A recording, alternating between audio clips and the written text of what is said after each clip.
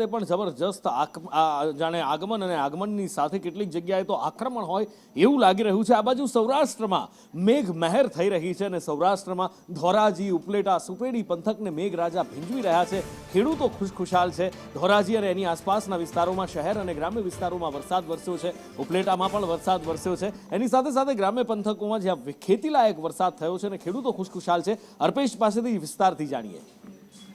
જી નુપુર, ખાસ કરી જણાવી દો કે ધોરાજી પંથક, ઉપલેટા પંથકમાં સવારથી વાદળછાયું વાતાવરણ, ધોધમાર વરસાદ વરસી રહ્યો હોય ત્યારે વાત કરીએ ઉપલેટાના ગ્રામ્ય પંથકમાં પણ ધોધમાર વરસાદ વરસ્યો, શહેરમાં પણ ધોધમાર વરસાદ વરસી રહ્યો છે। અને વાત કરીએ ધોરાજીને તો ધોરાજીના ગ્રામ્ય વિસ્તારમાં પણ ધોધમાર વરસાદ વરસી રહ્યો છે અને શહેરમાં પણ વરસાદ વરસી રહ્યો છે ત્યારે ખેડૂતોમાં ખુશીનો માહોલ જોવા મળેલો છે। પણ હાલ ધોરાજી અને ઉપલેટામાં જે રોડ રસ્તા જે છે એ બિસ્માર હાલતમાં હોય, સામાન્ય વરસાદને લઈને રોડ રસ્તા પણ ખરાબ થયા હોય અને લોકોને વાહન ચાલકોમાં ભારે તકલીફ પડી રહી છે। જી